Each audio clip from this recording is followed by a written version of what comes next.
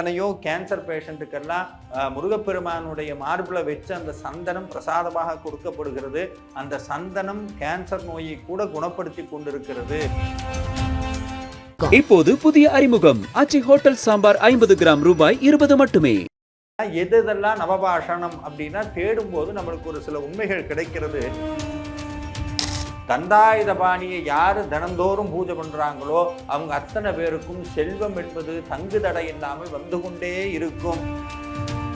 போகர் பிரான் ஏன் முருகனை நவபாஷாணத்தில் செய்தார்?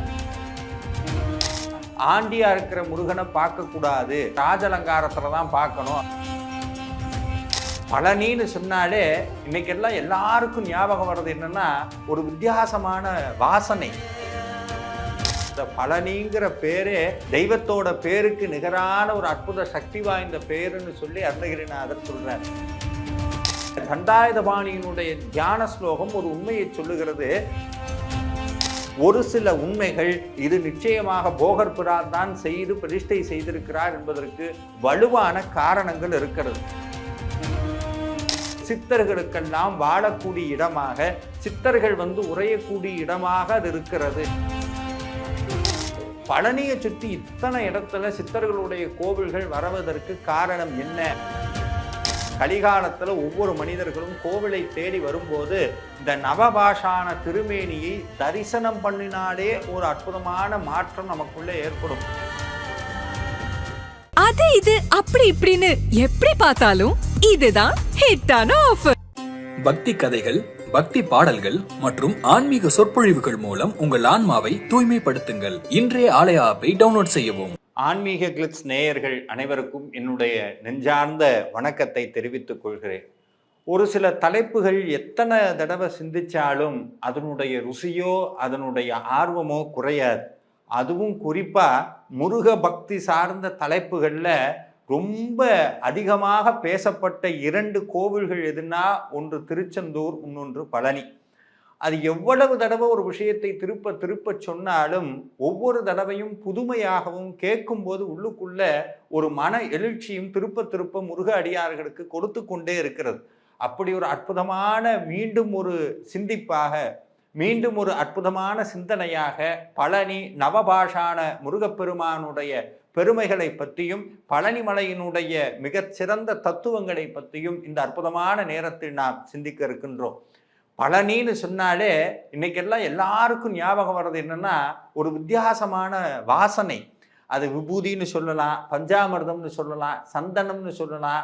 இது எல்லாத்துக்கும் மேலே என்னன்னா பழனிமலையே சுற்றி முருகனுடைய வாசம் அடிக்கும். இன்னைக்கு நீங்க அங்க இருக்கக்கூடிய அத்தனை விபூதி கடைகள் அத்தனையும் எடுத்துட்டு வெறும் மலையை மட்டும் வச்சாலும் அந்த சந்தன வாசமும் விபூதி வாசமும் ஒருபோதும் அங்கு குறையாது. காரணம், அங்கே அந்த விபூதி கடையினாலேயோ இல்லை அந்த சந்தனத்தினாலேயோ அந்த வாசம் வரதில்லை. அந்த இடமே அற்புதமான தெய்வீக பூமி. இந்த அருணகிரிநாதர் சொல்றார், படிக்கின்றனை பழனி திருநாமம்ங்கிறார். அந்த பழனிங்கிற பேரே தெய்வத்தோட பேருக்கு நிகரான ஒரு அற்புத சக்தி வாய்ந்த பேருன்னு சொல்லி அருணகிரிநாதர் சொல்றார்.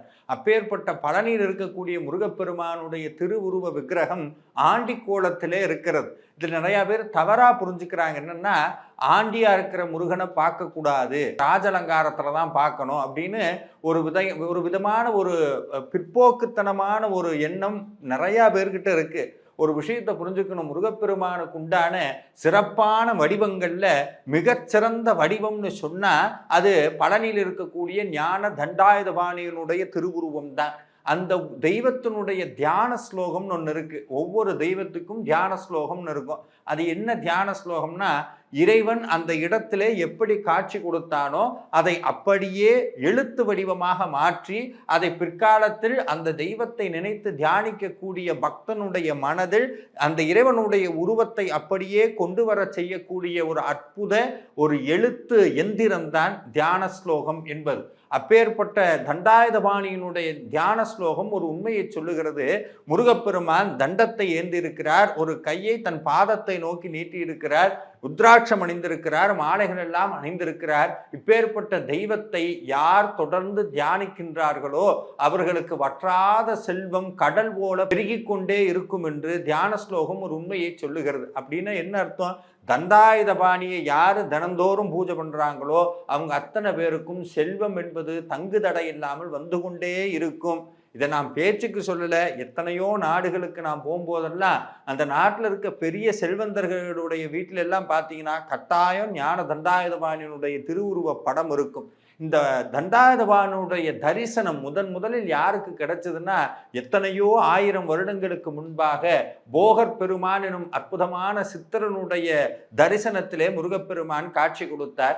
இந்த கிடைச்ச காட்சியை அப்படியே கோவிலாக மாற்றி அந்த கோவிலுக்குள்ள ஞான தண்டாயுதபாணியை பிரதிஷ்டை செய்ய வேணுங்கிறது போகர் பெருமானுடைய வாழ்நாள் குறிக்கோள். இந்த வரலாற்று சம்பவத்தை ஒட்டியே இந்திரா சௌந்தரராஜன் ஐயா அவர்கள் இறையுதிர் காடுன்னு ஒரு அற்புதமான புத்தகம் எழுதி இருக்கிறார். அந்த நாவல் பார்த்தீங்கன்னா முருகப்பெருமானை எப்படி போகர் பெருமான் செய்திருப்பார் அப்படிங்கிற ஒரு செய்தியை வைத்து அற்புதமாக படைத்திருக்கிறார். அது புனைவு நாவலாக இருந்தாலும் எத்தனையோ சொல்லுதற்கரிய விஷயங்கள் எல்லாம் கொட்டி கிடக்கிறது. அவசியம் முருகடியார்கள் அதை வாசித்து பயன்பெற வேண்டும். இந்த இறையுதிர் காடாகட்டும், இல்ல நிறைய வரலாற்று ஆய்வு கட்டுரைகள் ஆகட்டும், இது போகர் தான் செய்தார் அப்படிங்கிறதுக்கு நிறைய பேர் எதிர்ப்பும் தெரிவிக்கிறாங்க. இல்ல இது பல 1000 வருஷத்துக்கு முன்னாடி மன்னர்கள் பிரதிஷ்டை பண்ணதுன்னு எத்தனையோ முரண்பாடான கருத்துக்கள் வந்தாலும் ஒரு சில உண்மைகள் இது நிச்சயமாக போகர் பிரான் தான் செய்து பிரதிஷ்டை செய்திருக்கிறார் என்பதற்கு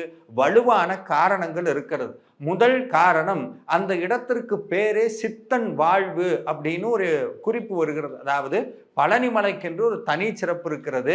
பழனாபுரி நிறைய பொழில், அதாவது வயல்கள் எல்லாம் நிறைந்த இடம், இயற்கை எழில் சூழ்ந்த இடம்னு எத்தனையோ காரண பெயர்கள் இருந்தாலும் ஒரே ஒரு பெயர் வித்தியாசமாக இருக்கிறது.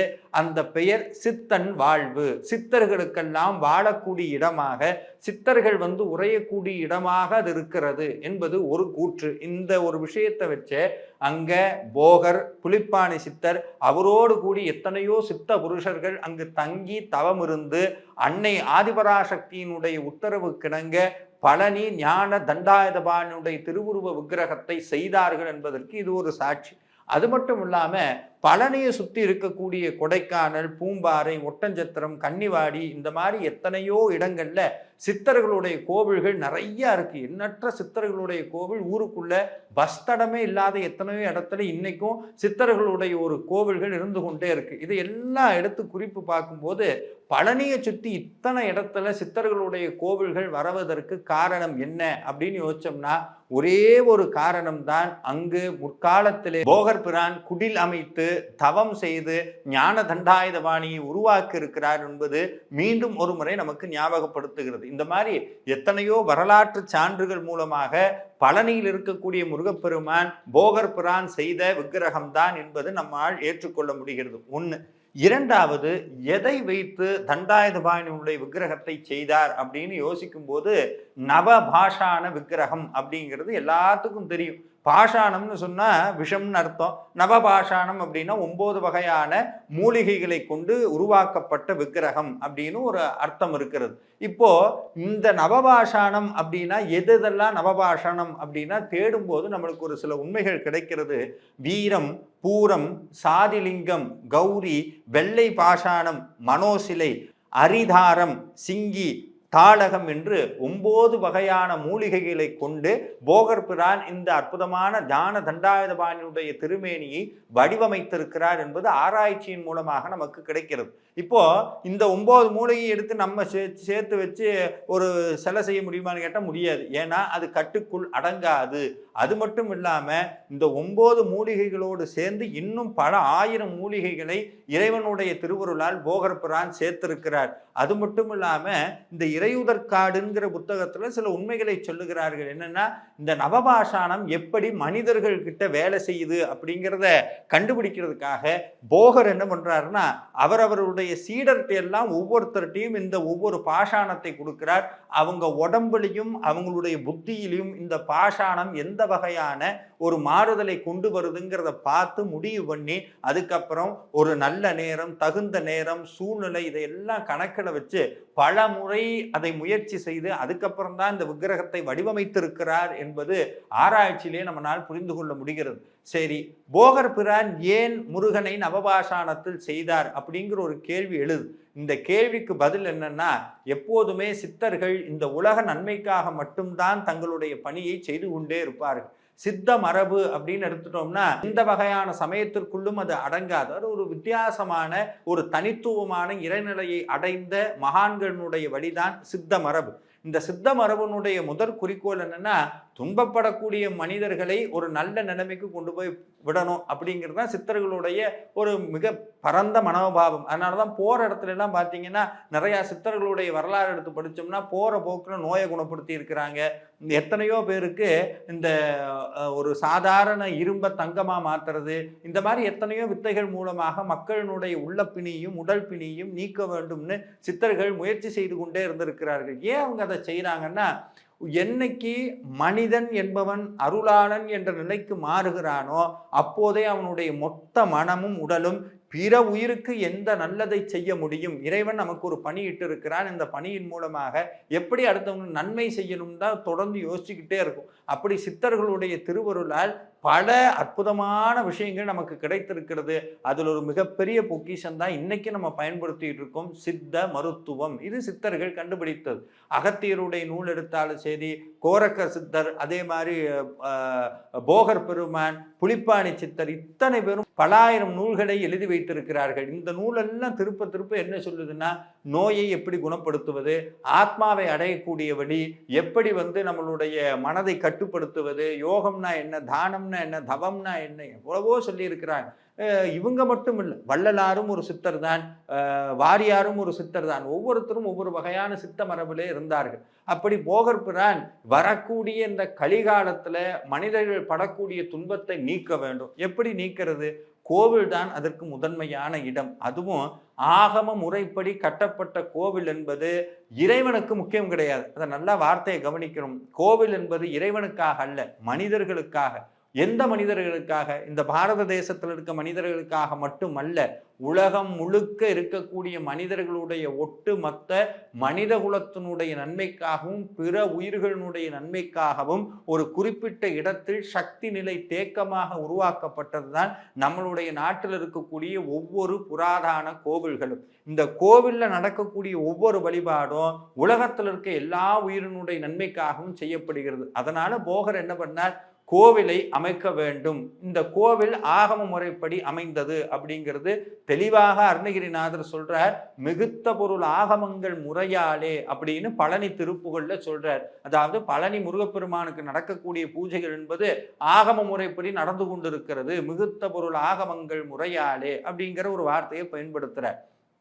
அது மட்டும் இல்லாம இந்த முறைப்படி இந்த கோவில் கட்டணும், அதுக்கப்புறம் உள்ளுக்குள்ள ஞான தண்டாயுதபாணியுடைய விக்கிரகத்தை பிரதிஷ்டை செய்யணுங்கிற அந்த உச்சபட்ச நோக்கோடு முருகப்பெருமானுடைய அந்த அற்புதமான திருமேனியை நவபாஷாணத்திலே வடிவமைத்து கோவில்ல பிரதிஷ்டை பண்ணார். ஏன் இதை பண்ணினார்னா, முன்னாடி சொன்ன மாதிரி கலிகாலத்துல ஒவ்வொரு மனிதர்களும் கோவிலை தேடி வரும்போது இந்த நவபாஷான திருமேனியை தரிசனம் பண்ணினாலே ஒரு அற்புதமான மாற்றம் நமக்குள்ளே ஏற்படும். இன்னைக்கு நீங்க உணர முடியும். நவபாஷான ஞான தண்டாயுதபாணி முன்னாடி போய் நின்னோம்னா நம்மள அறியாம நமக்குள்ள ஒரு மாறுதல் வரும். எதை சொல்லணும்னு நினைச்சாலும் சொல்ல முடியாது. உண்மையான பக்தியோடு முருகன்கிட்ட போய் நின்னோம்னா எதை சொல்லணும்னு நினைச்சு நம்ம மலையேறி வந்தோமோ அதை சொல்ல முடியாது. காரணம் என்னன்னா, மனம் தடுமாறி மனம் ஒரு கோட்டில் போய் ஒரு புள்ளியில போய் நிற்கும். முருகனுடைய அந்த அற்புதமான அந்த ஆற்றல் முன்பாக மனம் சிதறி கிடக்கக்கூடிய மனம் ஒரு புள்ளியில நின்று முருகா முருகா முருகா முருகாங்கிற அந்த மகா மந்திரத்துல போய் நிற்கும். இப்பேற்பட்ட அனுபவத்தை ஒவ்வொரு பக்தர்களுக்கும் ஏற்படுத்தணுங்கிறதுக்காகத்தான் போகர் பிரான் இந்த அற்புதமான விக்கிரகத்தை வடிவமைத்து நம்மளை தரிசனம் பண்ண வச்சார். ஒன்று. ரெண்டாவது, இது வெளியே நடக்கக்கூடிய மாற்றங்கள், உள்ளுக்குள்ள சில மாற்றங்களை கொண்டு வரணுங்கிறதுக்காக அங்க ஞான தண்டாயுதபாணிக்கு பண்ணி வரக்கூடிய ஒவ்வொரு அபிஷேக தீர்த்தமும் ஒவ்வொரு சொட்டும் மருந்து. அந்த மருந்து உள்ள போச்சுன்னா இறைவனுடைய அருளாலே நோய் நீக்கப்படும், உடம்பிலே ஏற்படக்கூடிய நோய் நீக்கப்படும். இது இன்னைக்கும் நடக்கக்கூடிய உண்மை. சமீபத்தில் நான் பழனி எம்பதிக்கு போயிருக்கும் போது அங்கே இருக்கக்கூடிய சிவாச்சாரியார் பெருமக்கள்கிட்ட பேசும்போது அவங்களே சொன்னாங்க, எத்தனையோ கேன்சர் பேஷண்ட்டுக்கெல்லாம் முருகப்பெருமானுடைய மார்பில் வச்சு அந்த சந்தனம் பிரசாதமாக கொடுக்கப்படுகிறது. அந்த சந்தனம் கேன்சர் நோயை கூட குணப்படுத்தி கொண்டிருக்கிறது அப்படிங்கிறது இன்னைக்கும் நம்ம பார்க்குறோம். அப்போ எவ்வளவு தூரம் ஆற்றல் மிக்க விக்கிரகமாக போகர் பிரான் செய்திருப்பாருங்கிறத நம்ம கொஞ்சம் சிந்திச்சு பார்க்கணும். ரெண்டாவது, முருகப்பெருமானுடைய திருமேனியினுடைய வடிவமைப்பு பார்த்தீங்கன்னா ஒரு குறிப்பிட்ட பாலகன் வயதில் இருக்கும். அதுக்கும் முறை இருக்கிறது. நீங்கள் எடுத்துன்னு சுவாமியினுடைய முகமைப்பாகட்டும், சிற்பசாஸ்திர முறைப்படி ஒரு விக்கிரகத்தை செய்கிறோம் அப்படின்னா அந்த விக்கிரகம் எந்த பருவத்தை ஒட்டி இருக்க வேண்டும்ங்கிறதுக்கு நீதியெல்லாம் இருக்கிறது. அதே மாதிரி இங்கே இருக்கக்கூடிய பாலதண்டாயுதபாணியினுடைய திருமேனியானது ஒரு இளம் வயது குழந்தையினுடைய மேனியாக அது இருக்கிறது. அது மட்டும் இல்லாமல் அந்த நவபாஷாணத்தோடு கலக்கப்பட்ட ஒவ்வொரு மூலிகையும் நவகிரகத்தினால் ஏற்படக்கூடிய அந்த தோஷங்களை எல்லாம் நிவர்த்தி பண்ணுறதுக்காக இந்த 9 பாஷாணங்களும் 9 கிரக தாக்குதல்களை எல்லாம் முறியடித்து ஒரு மனிதனுடைய வாழ்க்கையில் அருளாற்றலை பதிய செய்யக்கூடிய அற்புதமான வேலைகளை நவபாஷாண முருகனுடைய விக்கிரகம் இன்றும் செய்து கொண்டிருக்கிறது. இது அத்தனையுமே மருத்துவமும் அறிவியல் ரீதியான காரணங்கள். இது மட்டும் முருகனுடைய அருளுக்கு பத்தாது, இன்னொன்று வேணும். அதை யார் நமக்கு சொல்லி தருவானா? அருணகிரிநாதர் சொல்லி தருகிறார். இந்த மனசு படுற பாடு இருக்கு பாருங்க. ஏன்னா மனசு எது கிடைத்தாலும் சந்தோஷப்படுறது இல்லை, 99% துக்கத்தில் துவழ்து இல்லை. அப்படின்னா ஒரு நாள் சந்தோஷம், ஒரு நாள் துக்கம், ஒரு நாள் இன்பம், இப்படியே மாறி மாறி ஒரு கட்டத்துக்கு மேலே வாழ்க்கையில் எதுதான் உண்மை, எதுதான் நமக்கு பிடிப்பு, எதை நம்பி நம்ம வாழ்றது அப்படின்னு கேள்வி எழும்போது அருணகிரிநாதன் அற்புதமாக கந்தர் அலங்காரத்தில் சொல்ற, படிக்கின்றிலை பழனி திருநாமம் படிப்பவர்தால் முடிக்கின்றிலை முருகா என்கிலை முசியாமல் இட்டு மிடிக்கின்றிலை பரமானந்தம் மேற்கொள்ள விம்மி விம்மி நடிக்கின்றிலை நெஞ்சமே தஞ்சம் ஏது நமக்கினியே அப்படிங்கிறார். தனக்குள்ளேயே பேசிக்கிறார். நம்ம ஒரு நாள் பேசிக்கும் பாருங்க உள்ளுக்குள்ளேயே, நம்மெல்லாம் எங்கே உனி என்னத்தை பண்ண போகிறோமோ, திக்கு தெரியலையே, தசை தெரியலையே, என்ன ஆக போகுமோ, நீ இது பண்ணலை அதை பண்ணலாம் நம்ம பேசுகிறோமே. அதே மாதிரி அருணகிரிநாதர் தன்னுடைய மனதிற்கு சொல்லுகிறார், நீ ஒரு நாளும் பழனி அப்படின்னு மாயார சொன்னதில்லை, பழனிக்கு போய் கிரிவலம் வந்ததில்லை, போயிட்டு வந்தவங்க காலில் கூடி விழுந்ததில்லை, முருகா முருகான்னு சொன்னதில்லை, பரமானந்தம் எய்தி முருகனை நினைச்சோம்னா விம்மி விம்மி அழுததில்லை, இது எதையுமே பண்ணதில்லை, தானம்னு யாருக்கும் கொடுத்ததில்லை, இருக்கிறதுல நல்ல பொருளை யாருக்காவது முருகான்னு அவன் பேரை சொல்லி கொடுத்ததில்லை, இது எதுவுமே நீ பண்ணலை அப்படின்னா நீ வாழ்றதுக்கு இனிமேலும் ஏதாவது கதி இருக்குன்னு நீ நம்புறியா அப்படின்னு எதிர்ப்பதத்தோடு நமக்கு ஒரு அற்புதமான அறிவுரையை சொல்லுகிறார். நம்மளால முடிந்த போது பழனிக்கு செல்ல வேண்டும், பழனி பழனி பழனி முருகான்னு அடிக்கடி சொல்ல வேண்டும், தானம் இட்டுக்கொண்டே இருக்க வேண்டும். தானம்னா நம்மகிட்ட இருக்கக்கூடிய சிறந்த பொருட்களை பிறருக்கு தானம் கொடுப்பது. முருகா முருகான்னு கண்ணீர் மல்க அழுகணும். அதுக்கப்புறம் முருகனுடைய திருப்புகளை தினந்தோறும் பாடணும். இதையெல்லாம் செய்தால் இந்த உலகத்தில் எதை நாம் பற்றி கொண்டிருந்தாலும் அந்த பற்றுதல்கள் எல்லாம் ஒரு கட்டத்தில் நம்மை விட்டு விலகிவிடும். ஆனால் இந்த உலகத்தில் நம்மை விட்டு நீங்காத ஒரே பற்று, ஒரே நம்ம பற்றி இருக்கணுங்கிற அவசியம் இல்லை, அது நம்மை பற்றி கொள்ளும். அது வேறொன்றும் இல்லை, பழனி ஆண்டவனுடைய திருவடி. பழனி ஆண்டவனுடைய திருவடி எவனுடைய மனதில் இருக்கிறதோ அவன் இந்த உலகத்திற்கு மட்டுமல்ல, இங்க இருக்கக்கூடிய சகல ஜீவராசிகள் அத்தனையும் விட மேற்பட்ட ஒரு மிகப்பெரும் மனிதனாக நிறைவான வாழ்க்கையை அவனால் வாழ முடியும் என்பது அருணகிரிநாதரும் போகர் பெருமாறும் நமக்கு சொல்லிக் கொடுத்த அற்புதமான உண்மை. பழனிக்கு செல்வோம், நவபாஷாணத்திலான ஞான தண்டாயுதபாணியை கண்குளிர காண்போம், வாழ்வாங்கு வாழ்வோம். நன்றி, வணக்கம். முருகாச்சரணம். பக்தி கதைகள், பக்தி பாடல்கள் மற்றும் ஆன்மீக சொற்பொழிவுகள் மூலம் உங்கள் ஆன்மாவை தூய்மைப்படுத்துங்கள். இன்றைய ஆலய ஆப்பை டவுன்லோட் செய்யவும். இப்போது புதிய அறிமுகம் ஆச்சி ஹோட்டல் சாம்பார் 50 கிராம் ரூபாய் 20 மட்டுமே. அது இது அப்படி இப்படின்னு எப்படி பார்த்தாலும் இதுதான் ஹிட்டான ஆஃபர்.